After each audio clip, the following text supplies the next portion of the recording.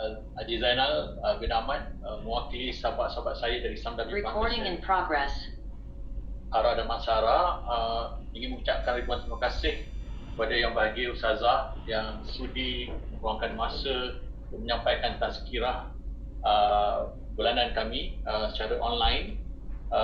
Untuk pengetahuan Ustazah, kita punya program ini ditaja oleh Pusat Zakat Wilayah. Alhamdulillah kami dapat balik daripada zakat wakalah, dan salah satu program yang telah diluluskan oleh Pusat Zakat adalah kami organize program-program fisabilillah seperti macam ni lah. Ya, Alhamdulillah kami dapat juga Ustazah punya masa untuk menyampaikan tazkirah kepada sahabat-sahabat saya di Samdami Plantation. Sebelum kita mulakan program, pada penghujung program tazkirah Ustazah ni, saya akan sampaikan request kepada staf-staf di Samdami. Saya pilih 3 soalan saja untuk Ustazah jawab, mungkin dalam 1.15 atau 1.20 sebelum kita akhiri program ni pada pukul 1.30 petang. Okay, tanpa meringankan masa Ustazah, saya rasa semua yang masih menunggu tazkirah, saya rasa setahun setengah kami cuba dapatkan balik time Ustazah ni, date Ustazah. Alhamdulillah baru hari ni dapat. Jadi saya tanpa meringankan masa, insyaAllah menjemput Ustazah untuk menyampaikan tazkirah. Silakan. Subhanallah, subhanallah, alhamdulillah, Allahu Akbar. A'udzubillahi minasyaitonirrajim. Bismillahirrahmanirrahim. Assalamualaikum warahmatullahi wabarakatuh. Alhamdulillah. Alhamdulillahi rabbil alamin. Hamdan lillah, salatan wa salaman ala rasulillah. Sayyidina wa maulana wa habibina wa syafi'ina Muhammad ibni Abdillah wa ala alihi wa ashabihi awliyaillah. Alhamdulillah, segala pujian kita tujukan kepada Allah Subhanahu wa taala, Allah ya Hamid, yang maha terpuji, Allah ya Razak, yang memberikan rizki, Allah ya Ghani, yang Mughni, yang memberikan kekayaan kepada kita, kekayaan jiwa, kekayaan kasih sayang manusia di sekeliling kita yang menyayangi, kekayaan sahabat-sahabat yang baik, kan, kekayaan ketenangan dan sebagainya. Allah yang mukmin, yang maha tenang, memberikan kita ketenangan. Allah yang alim, yang memiliki ilmu, berikan kita peluang untuk berada dalam satu majlis ilmu. Alhamdulillah. Allah yang hakim, yang bijaksana, berikan kita pinjaman kebijaksanaan dan kita manfaatkanlah untuk kebaikan. Masya Allah. Begitulah nama-nama Allah, Ya Rahman, Ya Rahim, Maha Pengasih, Maha Penyayang. Ya Allah, Ya Tawab, Ya Ghafur, Ya Afu, yang maha menerima taubat, yang maha pengampun, yang maha pemaaf, sentiasa mengampuni dan memaafkan kita walaupun kita yang malas meminta ampun, walaupun kita sering merasa kita ini tidak melakukan dosa, namun sesungguhnya Allah itu maha pemaaf, pengampun dan menerima taubat, sentiasa memaafkan hamba-hambanya. Masya Allah. Dan jika kita nak sebutkan 99 nama Allah, Allah berfirman di dalam Al-Quran, walillahil asma'ul husna fad'uhu biha. Bagi Allah nama-namanya yang mulia, maka memintalah. Maka apabila kamu berdoa dan memintalah dengan nama-namanya tersebut. Masya Allah.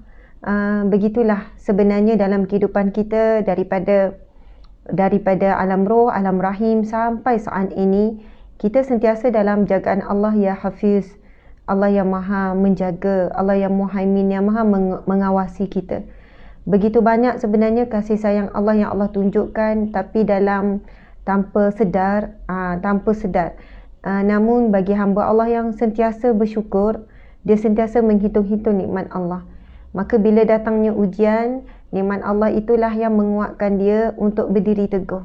Nikmat Allah itulah yang akan menjadikan dia seorang yang kuat untuk bangkit semula demi Allah, demi kerana Allah, demi kerana syukurnya kepada Allah, demi kerana berterima kasihnya kepada Allah.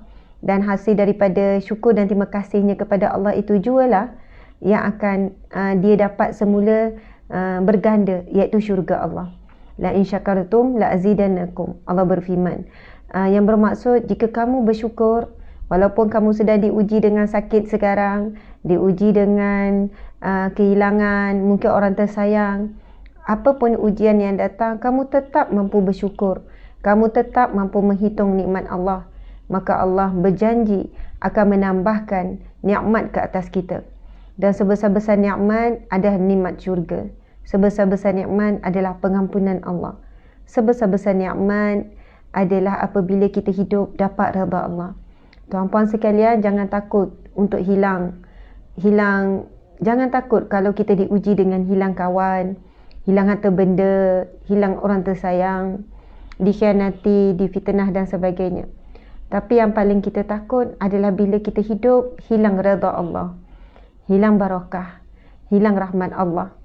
Itulah yang kehilangan yang paling besar, tuan-puan sekalian. Tapi jika kita hilanglah perkara-perkara yang lain, tetapi kita semakin dekat dengan Allah, maka itu bukan musibah, tuan-puan sekalian. Itu bukan musibah. Itulah cara maha bijaksananya Allah untuk menarik kita kembali kepada Allah Subhanahu wa taala. Masya Allah, mudah-mudahan pertemuan kita pada waktu ini Allah berkati, Allah rahmati, dan sebagai tanda-tanda Allah sedang menunjukkan kasih sayangnya kepada kita. Sebagaimana hadis Nabi sallallahu alaihi wasallam, "Ma yuridillahu bihi khairan yufaqihu fid din." Barang siapa yang Allah ingin berikan kebaikan, Allah berikan kefahaman dalam agama. Jadi kita dijemput, kita ditakdirkan Allah memilih kita walaupun di alam maya untuk berada di satu majlis ilmu, untuk kita memahami tentang agama kita. Maka ini sebenarnya adalah salah satu tanda Allah sedang memberikan kebaikan kepada hamba-Nya. Manusia buat baik, kita seronok kan? Insan-insan yang kita sayang buat kebaikan pada kita, kita seronok. Tetapi bila Allah membuat kebaikan, Allah berikan kita kebaikan, kita sepatutnya lebih berganda-ganda seronok, tuan-puan sekalian. Nabi sallallahu alaihi wasallam bersabda lagi, "Man salaka tariqan yaltamisu fihi ilman." Barang siapa yang Allah kurniakan, Allah berikan, barang siapa yang menempuh perjalanan menuju ke majlis ilmu, ataupun dia berusaha untuk hadir walaupun di alam maya seperti ini, sahlallahu lahu tariqan ila jannah. Allah akan permudahkan baginya jalan ke syurga. Subhanallah, kalau nak hitung, itu nikmat yang lebih besar daripada segala nikmat. Apabila Allah pilih kita untuk menempuh jalan ke syurganya, maka marilah sama-sama kita meningkatkan rasa syukur. Teruskan bersyukur kepada Allah. Teruskan menjadi hamba-Nya yang baik. Teruskan menjadi suami yang baik. Sebab itu tanda kita bersyukur. Kan? Walau apapun ujian, susah payah, cuba sedaya upaya jadi suami yang baik. Suami yang penyayang. Suami yang diimpikan oleh isteri anda. Orang perempuan kan dia macam-macam lah kan. Yang tuan-tuan tahu isteri suka apa. Suka kalau tuan-tuan ni romantik kan. Suka kalau tuan-tuan ni pandai memuji. Walaupun tak pandai tapi belajarlah untuk memuji. Sebab tahu bila puji tu isi suka. Dan bila kita gembirakan hati orang yang kita sayang, yang kita tahu dia sayang, apa yang kita nak rugi? Yang ruginya adalah orang yang ego je lah. Ego, ayat-ayat orang ego ni, aku dah memang macam ni, dia kena terimalah aku seadanya. Dan memang aku macam ni. Itu ayat-ayat orang ego lah. Maksudnya, dia bukan berusaha untuk jadi seperti mana orang yang dia sendiri sayang. Dan orang tu pun memang dia tahu sayang dia. Yang merugikan adalah bila dia mengikuti keegoannya. Macam itulah. Sebagai isteri pula, kita cubalah sedaya upaya untuk menjadi isteri yang terbaik. Kan, kita sedaya upaya. Semua itu sebenarnya adalah sebagai tanda syukur kita kepada Allah. Apabila kita menjadikan position kita ni sebagai tanda syukur. Jadi kita jadi isteri yang baik, sabar, lemah lembut, penyayang, hormat suami. Itu sebagai tanda syukur kita kepada Allah. Yelah, Allah kurniakan kita suami, Allah kurniakan kita anak. Jadi apa kurniaan Allah ni kita jaga, kita buat sungguh-sungguh. Itu tanda syukur. Bukan semestinya kita alhamdulillah ya Allah, syukur kepadamu, solat. Tak, apa yang kita buat seharian ni sebagai tanda syukur. Kita kan bersyukur dapat kerja yang baik, kerja pula Saindabi. Kalau orang macam saya ni lah, orang biasa-biasa ni, bila sebut Saindabi ni, bayangkan satu tempat yang berprestij, satu tempat yang sangat dipandang lah. Allahu Akbar. Itu dari sudut pandangan zahir, sekilas pandang kita sebut. Jadi tuan-puan sekalian, Allah kurniakan kita rezeki yang melimpah ruah yang barakah. Maka macam mana nak tunjuk syukur? Bekerja dengan efisien, bekerja dengan sungguh-sungguh. Buat yang terbaik dengan kerja kita. Kita ada anak, kita kan syukur Allah bagi kita anak, Allah bagi kita anugerah. Jadi kita jaga, sabarlah dengan anak. Sabar dengan perangai dia, sabar dengan mulut dia, kan? Sebab anak tu cerminan kita. Masya Allah. Jadi rupanya tanda syukur itu bukan semestinya kita mengucapkan Alhamdulillah, kita sujud, solat, zikir. Tapi syukur itu sebenarnya berlangsung, berlalu sepanjang hayat kita, sepanjang masa. Kita sebenarnya perlu menghayati karakter orang bersyukur tu pada setiap saat.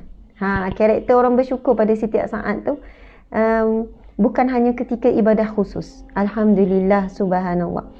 Alhamdulillah, tuan-puan dimati Allah sekalian, itulah pujian kita kepada Allah. Maha baiknya Allah, salawat dan salam buat junjungan agung Nabi Muhammad sallallahu alaihi wasallam.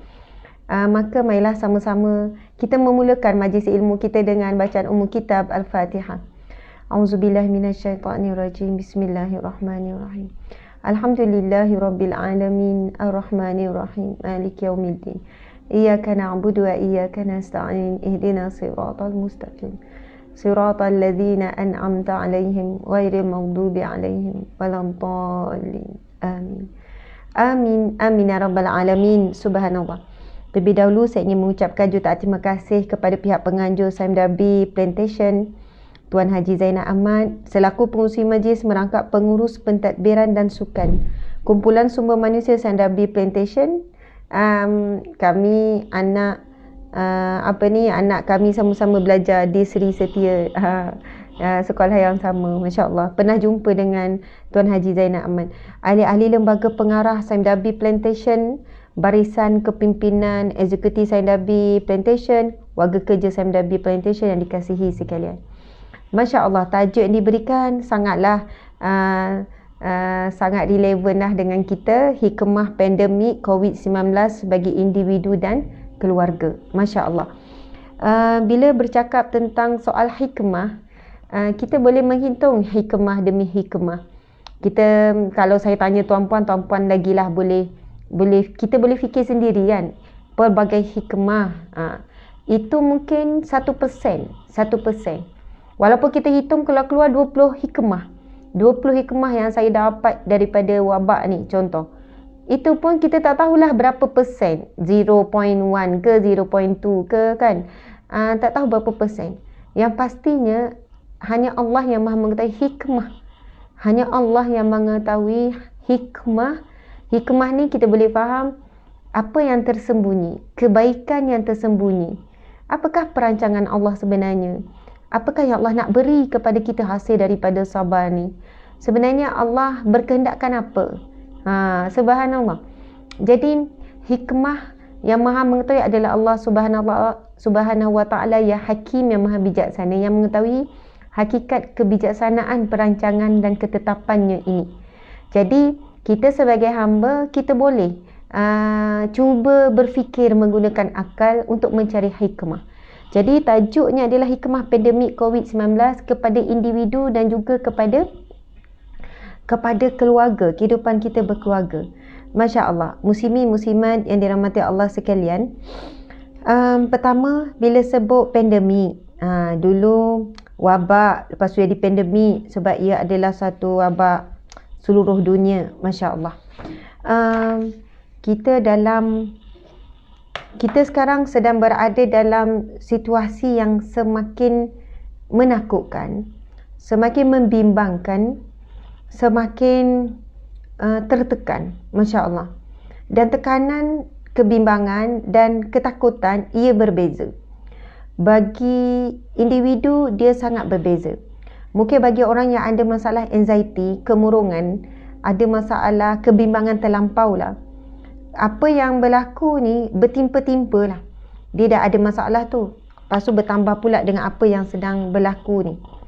Sebab yang sedang berlaku ni di luar kawalan manusia, di luar kawalan kita. Macam tu. Apa yang kita boleh kawal, mungkinlah kita mengawal diri kita daripada terdedah kepada sesuatu yang boleh membuatkan emosi kita sangat koyak rabak. Tapi sekarang perkara yang berlaku di luar kawalan kita, hakikatnya dikawal oleh Allah Subhanahu Wa Taala. Masya-Allah. Ada orang dalam situasi sekarang, dia memang dah orang susah, jadi dia bertambah susah. Mungkin di kalangan kaki tangan Saidabi, memang sekarang ni berkumpul rasa sedih, takut, bimbang. Tapi anda tidak diuji mungkin dengan lapar. Kita tidak diuji dengan lapar. Kita tak diuji dengan ditarik kereta, ditarik rumah. Kita mungkin tidak diuji dengan sesuatu yang lebih berat daripada apa yang kita tanggung sekarang. Sebab Allah dah tetapkan itu mengikut kadar kemampuan. Bismillahirrahmanirrahim. La yukallifullahu nafsan illa wus'aha. Aku tidak akan dibebankan setiap jiwa, yakni manusia itu, melainkan kadar kemampuan. Itu janji Allah dan Allah Maha benar. Tuan-puan dimati Allah sekalian, saya bila dalam situasi apapun, contoh ujian yang menimpa saya beberapa hari yang lepas dan sebagainya, walau apapun asbab lah, asbab orang lain ataupun asbab kesilapan kita, ia tetap dalam ruang lingkup ujian. Dalam waktu yang sama, Masya Allah, saya melihat ujian orang lain jauh lebih berat. Ujian orang lain lebih berat. Jadi saya ingin sahabat-sahabat semua, kaki tangan, sahabatlah sesama Islam, saudara se-Islam sekalian, mungkin ada di kalangan kita sekarang sedang diuji hubungan keluarga, hubungan dengan pasangan, hubungan rizki, dengan apapun, ujian dengan anak, apapun ujian yang anda sedang hadapi saat ini, kita berusaha mencari hikmah dan kita berusaha mencari pemberi ujian, iaitu Allah Subhanahu Wa Taala. Dan siapa yang mencari Allah bila saat diuji, dia pasti dapat pertolongan Allah. Siapa yang mencari Allah saat diuji oleh Allah, dia pasti dapat pertolongan Allah. Cari sungguh-sungguh lah. Cari sungguh-sungguh, solat, buat solat taubat, buat solat hajat boleh, buat solat tasbih. Subhanallah, seronok kalau boleh dapat solat tasbih. Buat pasu sujud, pasu angkat tangan, berdoa, meminta sungguh-sungguh dengan Allah. Allah berfirman, Bismillahirrahmanirrahim, wa iza sa'alaka ibadi anni fa inni qarib. Apabila hamba-Ku bertanya kepadamu, wahai Muhammad, katakanlah aku sangat dekat. Ujibu da'wata da'i iza da'an. Aku pasti memakbulkan permintaan hamba-hamba-Ku apabila dia meminta. Subhanallah. Sebenarnya hakikat kita ni paling dekat dan paling intim dengan Allah sebagai manusia lah apabila kita ditimpa ujian. Betul kan?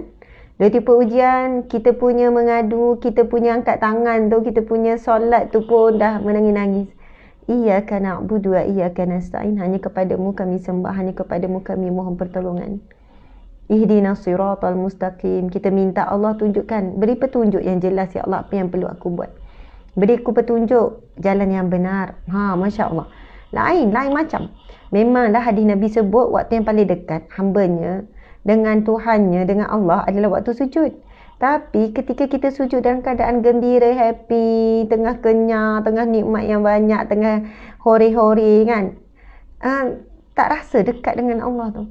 Tapi bila kita diuji bertimpa-timpa, Masya Allah, tak tunggu solat tuan-puan sekalian, tak tunggu solat. Berjalan pun ingat Allah, baring ingat Allah, tidur pun dengan Ya Allah, Ya Allah, Ya Allah. Dapat kita dengan Allah. Subhanallah, Allahu Akbar. Sebab itu ujian ini, musibah ini, pandemik ni kesan kepada diri kita dan keluarga memberi impak yang berbeza mengikut tahap pendidikan, tahap ekonomi. Masya Allah. Saya sebab kita banyak turun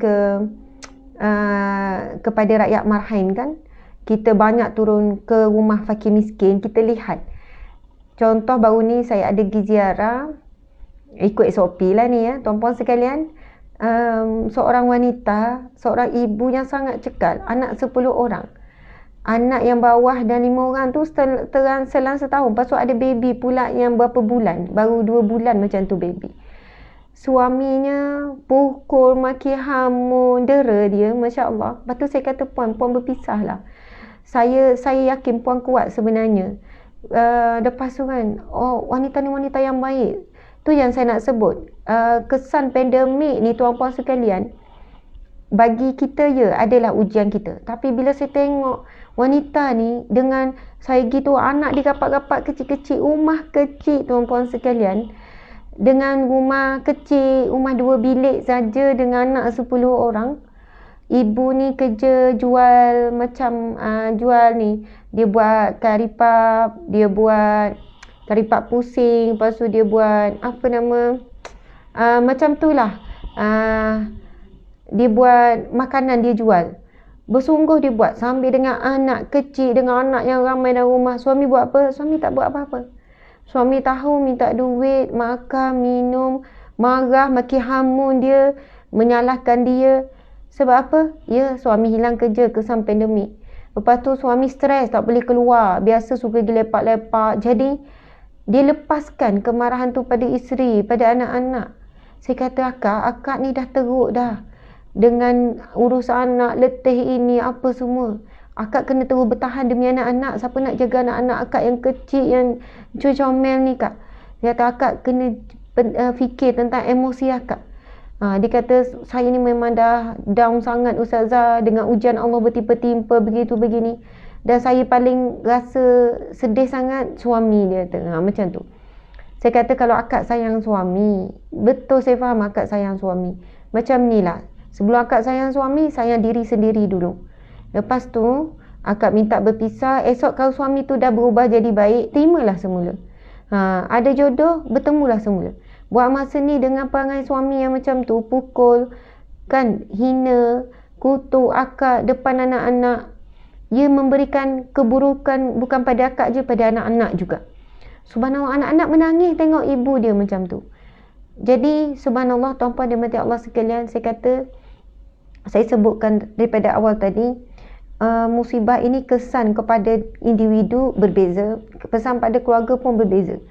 Jadi saya kira bagi orang yang ada pendidikan yang tinggi, kematangan, berfikiran yang baik, tak semestinya berpendidikan tinggi, berpendidikan rendah, tetapi ilmu agama tu baik, boleh mengatasi, ekonomi pula baik, rumah tempat tinggal pula baik, kan, rumah yang selesa, ada kereta yang selesa, ada makan cukup, tak perlu saga, tak hilang pun kerja dan pendapatan.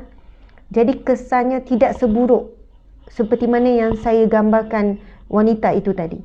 Dan wanita yang begini bukan seorang dua, ramai sangat yang hidup dalam keadaan begini. Kalau dulu, kalau kita kata ada mungkin 20,000, mungkin ada 2 juta daripada rakyat kita, 40 juta, mungkin ada separuh juta yang susah. Sekarang bertambah-tambah tuan-puan dan puan sekalian. Jadi alhamdulillah, syukur kita kena banyakkan bersyukur. Okey, muslimin muslimat yang dirahmati Allah sekalian, kita merujuk kepada beberapa firman Allah berkenaan dengan hikmah. Allah berfirman, auzubillahi minasyaitanirrajim, bismillahirrahmanirrahim, wa asa an takrahu syai'an wa huwa khairul lakum wa asa an tuhibbu syai'an wa huwa syarrul lakum wallahu ya'lamu wa antum la ta'lamun. Sadaqallahul azim, yang bermaksud boleh jadi kamu benci sesuatu, kamu tak suka apa yang berlaku ni. Yelah, yang suka rindu kan nak pergi makan kat kedai, yang sukanya boleh pergi keluar bawa anak isteri melancong, yang sukanya boleh kita bebas shopping pergi sana sini. Tapi apa yang berlaku membuatkan kita jadi tak ada pilihan, terpaksa je lah lalui walaupun tak suka. Tapi perkara ini Allah dah sebut untuk memujuk kita dalam Al-Quran lebih 1400 tahun yang lepas, yang mana Allah berfirman, boleh jadi apa yang kamu benci, apa yang kamu tidak suka itu baik sangat bagi kamu. Wa asa an tuhibbu syai'an wa huwa syarrul lakum. Boleh jadi apa yang kamu suka, yang kamu nak sangat tu, ia buruk bagi kamu. Wallahu ya'lamu wa antum la ta'lamun. Kamu tidak tahu apa-apa, Allah kata. Allah Maha mengetahui segala-galanya. Mungkin sebenarnya Allah nak selamatkan anak-anak kita kot, kan tuan-puan sekalian. Saya kadang fikir macam tu, kan, Allah nak selamatkan anak-anak kita yang di sekolahnya, mungkin kita yang tak tahu anak kita dah mula terjebak pada kawan-kawan yang tak elok. Contoh saya sebut ni, mungkin kita tak tahu anak kita di sekolah dulu berkawan dengan siapa yang mengubah cara dia berfikir. Lepas tu Allah berikan anak kita kembali kepada kita duduk di rumah untuk disentuh, dididik, dilentur oleh kita. Kita pun tak tahu apa yang berlaku, kan. Kalau suami kita berada di pejabat, isteri kita berada di pejabat, sebab tu saya sebutkan hikmah, tak tahu sebenarnya Allah sedang melindungi kita daripada apa, dan Allah sebenarnya nak berikan kita apa. Masya Allah, sebab Allah Maha mengetahui semuanya. Kenapa Allah suruh kita berdiam kat rumah ni, kan? Bila berdiam kat rumah ni, kita tahulah memang turunlah angka kematian disebabkan aksiden tu, memang turun mendadak. Jenayah pun turun mendadak, kan? Penjenayah pun takut jugalah dengan COVID ni. Jenayah turun mendadak. Dan kalau kita tengok universal, dulu banyaklah kezaliman yang dilakukan oleh banyak pihak ke atas umat Islam. Tapi datang wabak COVID-19 ni, tuan-puan sekalian, secara universalnya, umat Islam yang dianiaya, dibunuh dengan kejam apa dah semua tu terhenti. Kalau tak terhenti terus, kurang lah. Subhanallah. Kalau dulu Israel menutup sempadan Palestin, sampai bantuan tak boleh masuk, sampai orang Palestin tak boleh keluar, sebab dia kontrol sempadan. Tapi bila datang wabak COVID-19 ni, semua sempadan dunia ditutup. Semua negara menutup pintu sempadan mereka. Semua negara tak benarkan yang sana masuk negara dia, rakyat negara keluar nak. Boleh, tapi dengan sangat ketat. Maksudnya masing-masing tutup sempadan. Masya Allah. Dan untuk sekian lamanya, tuan-puan sekalian, sebenarnya Brigade Al-Qassam ni telah lama pun, kan, Masya Allah, menyiapkan dari sudut ketenteraan, teknologi apa semua tu. Tapi inilah setelah sekian lama serangan yang paling memberi kesan kepada Israel. Paling memberi kesan. Ya Allah, paling memberi kesan. Yang dahsyat pada saya, ketakutan. Sampai mereka dulu yang buat gencatan senjata dan sebagainya. Okey. Subhanallah, tuan-tuan dimati Allah sekalian. Begitulah juga dulu orang yang buat maksiat ni bebas, kan? Pergi ke rumah urut, pergi ke tempat pelacuran. Subhanallah, orang Islam kita ramai, tuan-puan sekalian. Pergi rumah urut, berzina, pergi karaoke, pergi semua tu. Jadi Masya Allah, semua tukang-tukang urut pun tak beranilah nak urut orang sekarang. Ini bukan tukang urut perempuan sama perempuan ni, cerita ni. Ini yang haram ni. Subhanallah, pub semua ditutup. Kalau dulu kan macam-macam lah alasan pihak yang berwajib. Bukan alasan lah, kita kata jawapan pihak berwajib. Kenapa tak boleh tutup, ekonomi, kena bagi kebebasan. Sekarang bila Allah hantar wabak yang kita tak nampak pun dengan mata kasar kita, semuanya ditutup. Allah yang menutupnya. Allah yang menutupnya. Allah yang maha berkuasa, tuan-tuan dan mati Allah sekalian. Sebab tu kadang saya fikir, Allah sebenarnya nak jaga kita daripada wabak ni. Allah nak jaga anak-anak kita. Allah nak jaga iman kita. Allah nak jaga akhlak kita. Cuma satulah ujian terbesar yang siapa boleh lalui dan hadapi, maka berjayalah dia. Ujian apa, tuan-puan sekalian? Media sosial. Sebab yang tu memang tak henti. Yang lain dah tertutup. Nak pergi sana, pergi sini terbatas. Tapi yang tak ada batasan adalah hujung jari. Yang tak ada batasan yang ni. Inilah sekarang yang semua manusia menghadap. Jadi tuan-puan dimati Allah sekalian, kalau kita boleh jaga dan kontrol apa yang kita baca, sebab yang kita baca akan mempengaruhi apa yang kita fikir. Apa yang kita fikir akan mempengaruhi tindakan kita. Subhanallah. Jadi, kalau saya sendiri sangatlah membataskan diri anak-anak, kan, suami daripada mengikuti page ataupun tulisan individu yang membawa kesan buruk kepada fikiran dan juga hati, kepada tingkah laku, kepada akhlak. Masya Allah, subhanallah. Saya tak perlu ulas benda ni secara panjang, kalian pun tahu. Media sosial hari ini menjadi tempat melepaskan amarah, nafsu, tempat dua. Ada orang menjadikan media sosial tempat ladang pahala. Dia dengar ceramah, dia dengar kuliah, dia mula hadir secara online kelas tadabbur. Masya Allah, dia ikuti baca yang bagus-bagus, dia jumpa orang yang bagus-bagus. Alhamdulillah. Tapi yang kedua pula, dia menjadi semakin teruk, semakin buruk. Dia kalau di luar, di alam fizikal ni, dia tak makin amun, mulut dia tak makin amun. Tapi kerana jari tu tak bersuara dan muka pun tak nampak, dan orang yang dimaki tu pun bukan depan dia, maka dia rasa bebas nak luar, nak cakap, nak maki hamu, nak sumpah sana, bebas. hilang terus hubungannya dengan Allah ya Basir yang Maha melihat. Putus hubungannya dengan Allah ya Sami yang Maha mendengar. Allah ya Syahid yang Maha menyaksikan. Allah ya Hasib yang Maha menghitung, yang Maha mencatat. Seolahnya tidak ada kewujudan Allah, kewujudan para malaikat, tak ada. Subhanallah, Allahu Akbar, na'udzubillahi min zalik. Tuan-puan dan puan sekalian, saya bagi satu contoh lah. Semalam, 2 hari lepas, kan kita rakyat Malaysia rasa sedih dengan perkara aksiden LRT, komuter tu kan. LRT lah, aksiden tu. Tapi tiba-tiba ada menteri yang melontarkan kata-kata yang tak sepatutnya. Saya pun bila dengar, saya kata, ya Allah, kenapa menteri ni cakap macam ni? Saya rasa macam, kenapalah boleh cakap macam tu menteri ni? Masya Allah, kita fikir kan. Kita kata, apa salahnya kalau menteri ni cakap, saya sangat bersimpati, saya akan bertanggungjawab, kita akan berusaha sedaya upaya memberikan yang terbaik. Menteri kan, dia kena cakap je. Lepas tu orang bawah-bawah dia akan, soalannya orang bawah-bawah dia akan melaksanakan apa yang dicakap. Dia ada kuasa. Kita kata tunjukkanlah simpati, tunjukkan ni dan sebagainya. Ya, betul. Kita kita tak bersetuju. Kita memang tak ni. Namun saya tetap tidak membenarkan kata-kata kesat, menghina, mengeji. Walaupun kita kata memang layak pun dihina, layak pun dikeji. Memang itulah makan dia, kita cakap. Memang itulah selayaknya. Kan kita boleh tengok makihamu yang sangat dahsyat, kejian, pelian, hinaan. Allahu Akbar, Allahu Akbar. Bagi saya menteri itu diuji dan kita juga diuji. Tidak ada siapa yang terlepas pada ujian. Jadi itu contoh satu. Banyak lagi lah sebelum tu. Tuan-puan, setiap hari akan ada viral. Setiap hari, jangan bimbang. Takutlah. Setiap hari akan ada kisah-kisah aib manusia yang terbuka, sengaja dia mulakan, lepas tu dibuka Allah.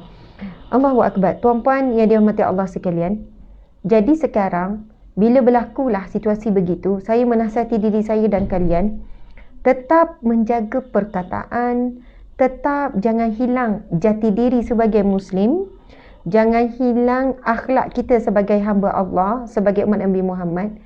Apa pun yang berlaku, tidak menjadi satu alasan yang kukuh untuk kita berkata keji. Saya nak cerita satu kisah Rasulullah SAW. Satu hari adalah seorang Arab musyrik ni, orang kafir musyrik ni, menghina Rasulullah dengan perkataan Assalamu alayka ya Rasulullah. Kecelakaanlah bagi kamu, bukan Rasulullah, Assalamu alayka ya Abul Qasim. Kecelakaanlah bagimu wahai bapa Qasim. Lalu Rasulullah menjawab wa alaika, ke atas kamu juga. Kemudian Sayyidatina Aisyah dia geram dengar tu, sebab Aisyah ada sama. Aisyah pun sebut bal wa alaikumusam wazam. Bahkan ke atas kamulah kecelakaan. Aisyah balas balik. Dah orang tu sebut celaka kepada Nabi, Aisyah pun ulang balik. Kemudian Rasul menegur Aisyah. Rasul menegur, wahai Aisyah, apa yang kamu katakan wahai Aisyah? Sesungguhnya Allah tidak suka kita menyebut perkataan yang keji wahai Aisyah.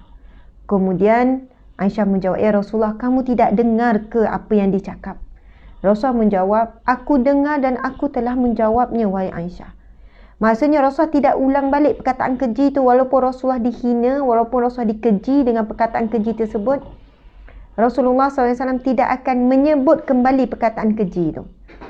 Jadi Rasulullah menegur, sesungguhnya Allah tidak suka dengan perkataan keji. Jadi tuan-puan sekalian, Masya Allah, walaupun kita ada sebab yang kukuh untuk mengeji seseorang manusia, cukuplah dengan kita menggunakan perkataan yang menggambarkan kemarahan kita. Itu, ya, kalau kita nak tulis sangat, tulislah. Tapi elak guna perkataan-perkataan yang keji, elak. Kita tak bersetuju boleh, tetapi elakkanlah kita daripada menghina, mencaci maki. Berselisih pendapat boleh, tapi elakkan dengan perkataan-perkataan yang boleh merosakkan akhlak, iman, akidah kita dan sebagainya. Muslimin, muslimat yang dirahmati Allah sekalian, saya ingin menyebutkan bahawasanya, Masya Allah, Nabi sallallahu alaihi wasallam bersabda, "Iza ahabballahu qauman ibtalahum faman sabara falahu sabar wa man jazi'a falahu jaza." Yang bermaksud, jika Allah mencintai suatu kaum, dia akan menguji. Barang siapa yang bersabar, maka baginya kesabaran, dan barang siapa yang berkeluh kesah, maka baginya keluh kesah. Allahu Akbar. Nabi sallallahu alaihi wasallam bersabda, kalau Allah cinta satu kaum, dia akan menguji mereka. Daripada ujian tersebut, macam-macam lah datang. Ujian wabak, ujian kita tak boleh keluar, tiba-tiba ada ujian orang yang keluarkan perkataan yang tak elok kan. Kita pun, apa reflect kita? Kan Nabi kata, barang siapa yang sabar, maka baginya kesabaran, dan barang siapa yang keluh kesah, maka baginya keluh kesah. Maksudnya di sini, yang penting yang kita perlu perhatikan adalah reflect kita terhadap ujian. Datanglah ujian ni yang menyebabkan kita nak marah dengan sangat dengan dia ni. Datanglah ujian apa pun tuan-tuan sekalian. Kan? Nak marah pada anak ni, nak marah pada isteri, nak marah pada suami ni. Datang ujian ni. Reflect kita macam mana? Kan? Dengan sabar, maka kita dapat pahala sabar. Ataupun refleksnya adalah keluh kesah, marah, makiamun, itulah yang kita dapat. Masya Allah, Allahu Akbar. Orang yang beriman pasti diuji. Dalam surah Al-Ankabut ayat yang kedua, Allah berfirman, ahasiban nasu an yutraku an yaqulu amanna wa hum la yuftanun. Patutkah manusia menyangka bahawa mereka akan dibiarkan dengan hanya berkata kami beriman, sedang mereka tidak diuji dengan suatu cubaan. Masya Allah, Allahu Akbar. Tuan-puan sekalian, antara hikmah pandemik saya boleh sebutkan 5S. Ada 5S hikmah pandemik. Yang pertama, daripada ujian pandemik ini kepada kita dan juga kepada keluarga, hikmahnya adalah kita sebenarnya sedang mengumpul banyak pahala sabar. Hari-hari sabar. Sabarlah bang, nanti bolehlah keluar. Sabarlah, nanti bolehlah ni. Sabar memanjang. Kita pun tanya, berapa lama lagi nak sabar? Sampai bila nak sabar ni? Dah hilang sabar ni. Kan? Sabar. Senanglah cakap sabar. Subhanallah, tuan-puan sekalian, Allah berfirman, Bismillahirrahmanirrahim. Innama yuwaffas sabiruna ajrahum bighairi hisab. Sesungguhnya pahala sabar itu tiada penghujung, tiada hisab. Pahala sabar itu akan dicukupkan dengan yang mampu menggantikan pahala sabar. Yang ganjaran yang layak untuk dapat pahala sabar adalah syurga Allah. Bighairi hisab, tanpa dihitung. Maksudnya pahala sabar ni banyak. Jadi bayangkan 2 minggu kita PKP, nanti tambah lagi 3 minggu kalau sambung lagi. Banyaknya insya-Allah pahala kita tu. Mungkin di akhirat kelak kita akan berterima kasih kepada Allah. Ya Allah, syukur. Daripada ujian wabak yang dah sampai 1.5 tahun tu, ya, kalau 2 tahun ke berapa tahun, rupanya asbab itulah yang membawa aku ke syurga-Mu, ya Allah. Rupanya itulah penyebab. Yang hidup 40 tahun tu, tengok-tengok tak banyak pun pahala. Tengok-tengok yang 2 tahun hidup masa wabak tu lah pahala banyak. Pahala apa? Pahala sabar. Itu bagi orang yang sabar. Tapi kalau orang keluh kesah, marah-marah, itulah yang dia dapat, tuan-puan sekalian. Allah berfirman lagi, Bismillahirrahmanirrahim. Salamun alaikum bima sabartum. Salam sejahtera ke atas kamu disebabkan sabar kamu di dunia dahulu. Muslimin muslimat dimati Allah sekalian. Maka apabila kita mendapat pahala sabar yang kita himpun daripada ujian wabak ini, dan sekiranya asbab itulah Allah berikan kita syurga, saya nak tanya soalan pada diri saya dan sahabat sekalian, berbaloi ke tidak? Berbaloi ke tidak 2 tahun hidup kita seksa dalam wabak, hidup kita susah dalam wabak ni? Berbaloi tak ganjarannya adalah syurga? Jawapannya sudah tentu berbaloi. Kan? Syurga, apapun ujian, seberat apapun ujian, Allah, jika dapat syurga lah daripada ujian, ia sangat berbaloi. Semua kesusahan, semua kesedihan itu sangatlah berbaloi bila dibandingkan dengan ganjarannya adalah syurga. Jadi itu ringkasan. Kalau nak kupas panjang bab sabar ni, tuan-puan sekalian, sangatlah luas. Sebab itu ada syurga, ada pintu namanya babus sabar, pintu sabar yang akan dipanggil masuk orang-orang yang sabar. Jadi kalau kita nak masuk ke pintu lain, mungkin tak kuat kita ni, kan? Pintu sedekah, derma pun tak banyak sangat. Pintu apa lagi? Pintu jihad, kita kurang berjihad di jalan Allah. Babu siam, pintu puasa, babu rayyan tu, puasa kita Ramadan tu lah. Kalau nak puasa-puasa sepanjang tahun tu mungkin susah sikit lah. Masya Allah. Babu solat kita pun tak banyak sangat, pun cepat-cepat. Jadi Allah berikan kita ujian supaya kita dapat juga masuk daripada mana-mana pintu. Takkan kita takut tak ada pintu yang terbuka untuk kita untuk masuk syurga. Jadi manfaatkanlah kan waktu sekarang kita sedang diuji Allah ini dengan menguatkan sabar di atas sabar. Itu firman Allah. Kan kalau orang tanya sampai bila nak sabar? Banyak mana lagi sabar? Allah berfirman dalam Quran, kuatkanlah kesabaran di atas kesabaran. Kena tambah. Kemudian yang kedua, apa? Daripada wabak ini, kita belajar untuk bersangka baik dengan Allah. Ya Allah, pahala bersangka baik ini begitu banyak tuan-puan sekalian. Bersangka baik, fikir yang baik-baik, walaupun buruk yang berlaku sebagaimana firman Allah tadi. Wa asa an takrahu syai'an wa huwa khairul lakum. Boleh jadi apa yang kamu benci, kamu tak suka, ni baik bagi kamu. Pahala bersangka baik dengan Allah ini besar tuan-puan sekalian, banyak sangat. Sebab apa? Bila kita bersangka baik dengan Allah, ia membawa maksud kita ni redha dengan Allah. Kita redha sungguh dengan Allah. Bersangka baik dengan Allah. Walaupun buruk ni, masih lagi Allah tahu apa yang terbaik untuk kita. Ayat orang bersangka baik kan. Kita ni lemah, Allah Maha berkuasa. Ataupun kita sebut ayat Allah sayang kita, sebab itu Allah uji kita, Allah nak bagi syurga. Itu ayat-ayat orang bersangka baik. Ya Allah, bila bersangka baik itu sifat orang yang redha dengan ujian Allah, maka dia juga dapat redha Allah. Kalau kita matilah dalam keadaan kita ni kekal bersangka baik dengan Allah, tak pernah petikaikan, ya Allah kenapa macam ni, why me, kan kenapa begini, kenapa tak banyak petikai, dia banyak sangka baik dengan Allah, maka dia akan dapat redha Allah. Allah berfirman, Bismillahirrahmanirrahim. Allah berfirman, Bismillahirrahmanirrahim, tentang bab bersangka baik ni, tentang bab kita. Allah berfirman, ya ayyatuhan nafsul mutmainnah, wahai jiwa yang tenang, irji'i ila rabbiki radiyatan mardiyah, kembalilah kepada Tuhanmu dalam keadaan engkau redha dan engkau juga engkau redha terhadap Allah dan engkau juga dapat redha Allah. Fadkhuli fi ibadi, maka masuklah dalam kalangan hamba-hambaku. Wadkhuli jannati, dan masuklah ke dalam syurgaku. Orang yang sangka baik dengan Allah ni, orang yang redha dengan Allah ni, dia akan dapat apa tuan-puan sekalian? Dia akan dapat apa tuan-puan sekalian? Dia akan dapat redha Allah, dia akan dipanggil masuk ke dalam syurga Allah. Allahu Akbar. Okey, daripada hikmah pandemik ni kita buat apa? Kita dapat syukur. Subhanallah, kita menjadi hamba Allah yang bersyukur. Baru kita tahu nikmat sihat. Baru kita tahu nikmat sihat itu sangat besar. Jadi kita sekarang ni, kalau kita masih lagi dalam situasi, kita tengok orang keliling kita, ada yang dah kena COVID, ada mak ayah dah meninggal, ada suami meninggal, ada isteri meninggal, ada anak meninggal, ada adik-beradik meninggal. Jadi baru kita tahu nilai sihat tu paling mahal, tidak boleh dijual beli.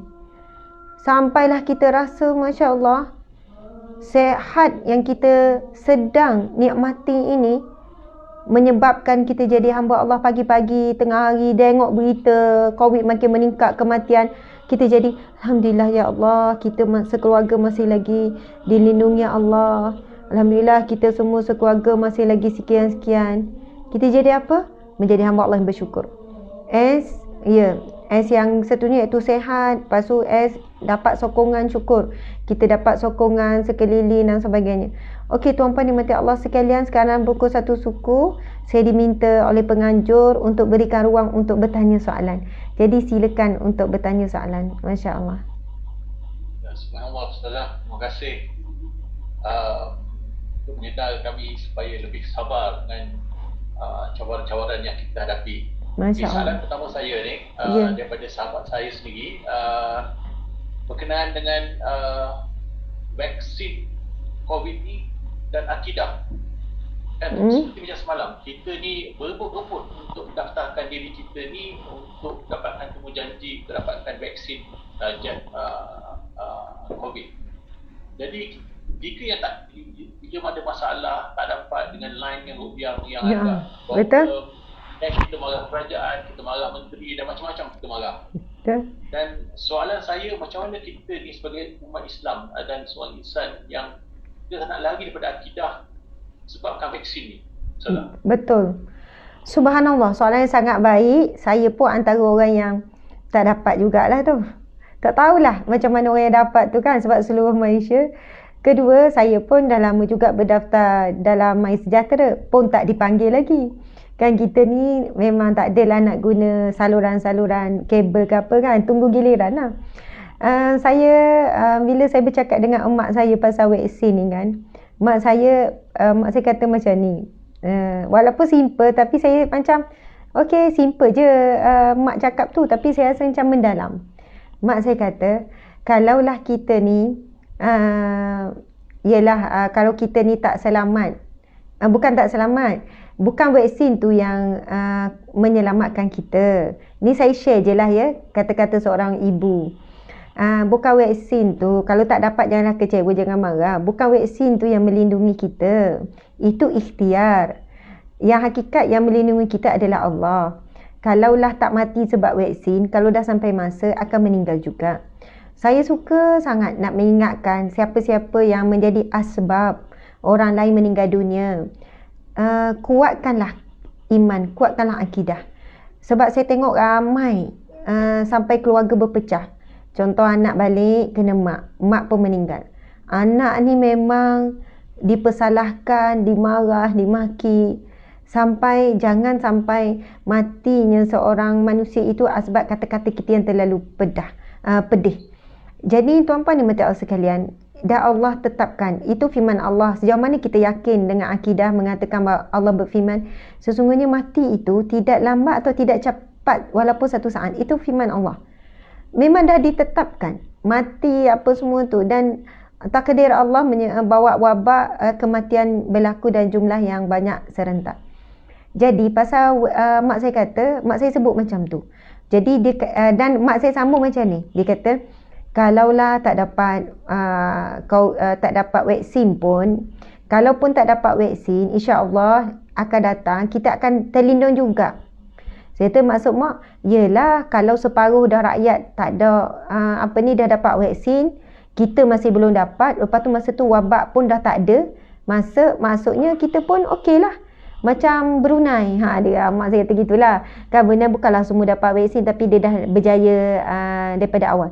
Dia kata, masa tu kita yang tak sempat ambil vaksin ni kira okey lah. Yang kita duk takut kesan vaksin, kita takut sekian-sekian tu. Jadi kalau kita tak dapat, bila giliran daftar tak dapat sampai sudah, mungkin Allah takdirkan masa tu wabak dah tak ada dah. Maksudnya dah tak ada dan kita selamat daripada wabak tu tanpa vaksin. Jadi saya kata, betul juga kan mak, bijak mak saya kata. Jadi kita jangan letak bila ambil vaksin barulah confirm selamat, tapi kita tetap teguh memohon dengan Allah Subhanahu Wa Taala perlindungan, amalkan doa bismillahirrahmanirrahim sampai akhir. Kemudian kalau kita kaji zaman-zaman para sahabat semua, mereka ada kaedah bila datang wabak baca surah apa, amalan apa dan sebagainya. Maksudnya tak dapat ikhtiar dengan vaksin, ikhtiar dengan cara direct dengan pemberi ujian ni, iaitu Allah Subhanahu Wa Taala. Saya bukan anti vaksin, saya pun berdaftar pun tak dipanggil. Semalam cuba juga, pap tekan, memang tak ada apa-apa lah. Masya Allah, Alhamdulillah. Jadi saya harap sahabat-sahabat yang dimati Allah sekalian, jangan kecewa. Betul soalan pengerusi, bimbang ada masalah dengan akidah, kita merasakan vaksin itulah yang melindungi kita. Tak dapat, sudah adalah matilah aku. Tidak, subhanallah. Kalau Allah nak hidupkan kita, ramai mana yang ICU dah teruk apa semua, tetap kembali sihat semula. Ada orang tak ada sakit apa-apa pun, muda lagi kan, terus saja Allah uji dengan wabak ni, terus kembali kepada Allah. Jadi Allah tunjukkan saban hari. Kan ada yang 3 serangkai sakit macam-macam orang tua, tapi boleh keluar daripada ICU setelah 30 hari contohnya. Jadi Allah nak mengajarkan kita banyak perkara. Yang menyembuhkan adalah Allah. Sebab itu Nabi Ibrahim AS bila sakit dia sebut apa?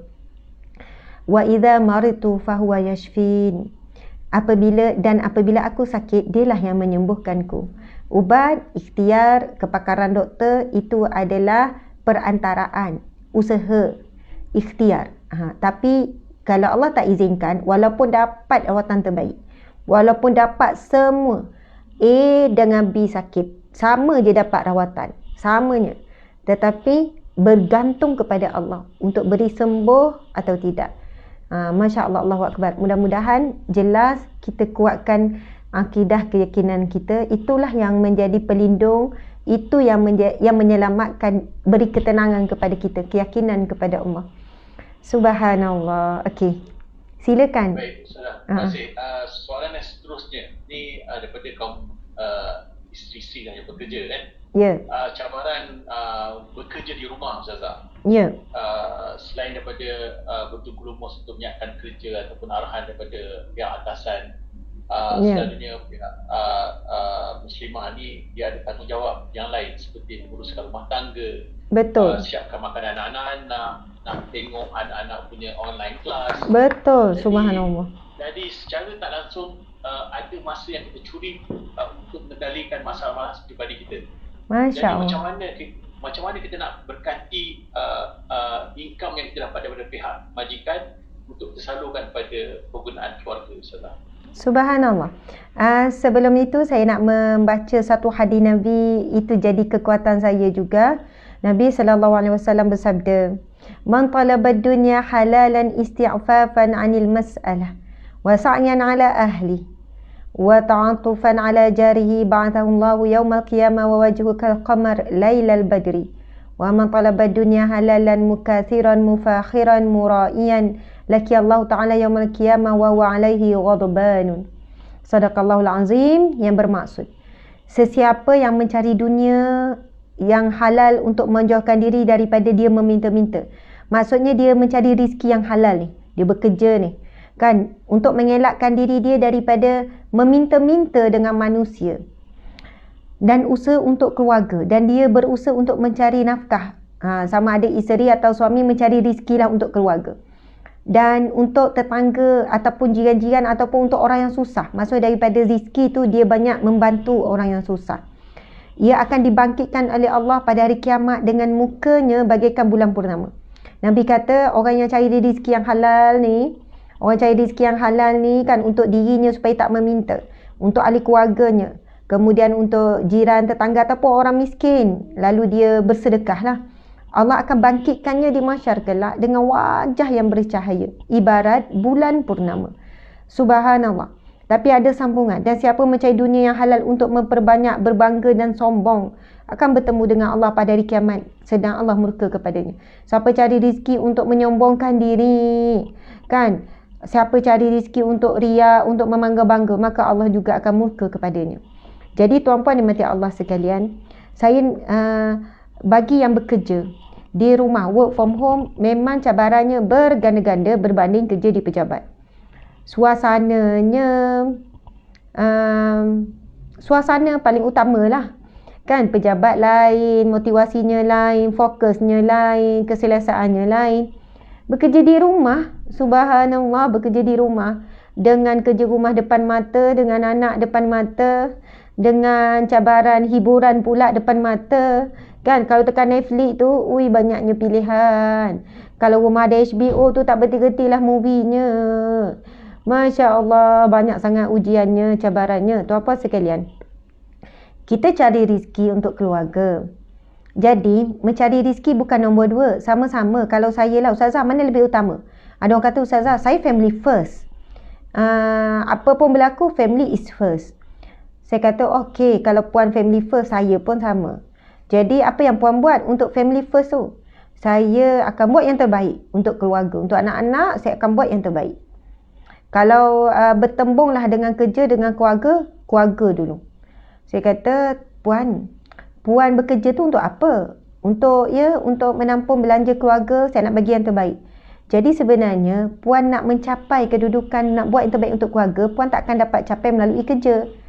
Jadi, macam mana nak dapat keberkatan, anak baik, hidup tenang, bahagia, ketenangan, ialah semua tu mesti berkait dengan apa yang kita makan. Apa yang kita makan berkait dengan rezeki yang kita cari tu. Duit yang kita cari hasil kerja kita tu berkat ke tidak? Yang tu yang kita bawa kepada keluarga, yang kita makan minum. Daripada yang tempat kerja kita tu lah yang kita bayar rumah, bayar kereta kan. Semua benda lah yang kita duk beli, dekor-dekor rumah dan sebagainya. Jadi kalau berkat, insya-Allah bawa bahagia keluarga. Anak-anak pun baik. Jadi sebenarnya, ia betul keluarga nombor 1 tapi kerja bukan nombor 2. Maksudnya bekerja tu untuk dibawa balik ke keluarga. Jadi sangatlah penting untuk kita melihat bagaimana kita bekerja. Okey, baiklah. Bila work from home, jawapan ringkasnya adalah kita bekerjalah sedaya upaya memanfaatkan waktu, dan bila bertembunglah dengan tanggungjawab di rumah, maka kita boleh buat. Sebab apa? Sekarang bertembung tanggungjawab dengan tanggungjawab. Maka taklah berdosa. Takkanlah sebab 8 jam tu kan kita bekerja, 8 jam tu, sorry bang, saya kerja ni, waktu kerja, saya tak boleh ni. Anak nangis, anak PDPR, lepas tu masak, ni waktu kerja, saya tak boleh, saya kena amanah dah. Subhanallah, pasal sekarang ni bertembung tanggungjawab dengan tanggungjawab.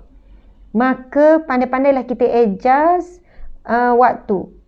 Yang penting, yang paling utama bagi saya, basic kita asas tu, kerja kita selesai, okey lah. Ada orang, subhanallah, kerja tak siap. Walaupun masa dia tu sama 8 jam kerja tak siap. Tapi kalaulah kerja 8 jam, dia kerja 2 jam dia dah boleh buat siap. Dia fokus betul-betul. Dia kata, bang, saya perlukan 2 jam saja. Saya masuk bilik sekejap. Saya siapkan kerja saya. Lepas ni saya akan keluar untuk buat bantu anak PDP ni. Okey, suami pun setuju. Ataupun anak ni minta tolong anak, siapkan kerja. Okeylah. Sebab apa? Bagi saya sekarang, majikan semua pun faham. Soalannya dah ada kontrak baru dengan majikan sekarang. Kontrak tu bukanlah bertulis, persetujuan bertulis ataupun ada sekian-sekian, tak.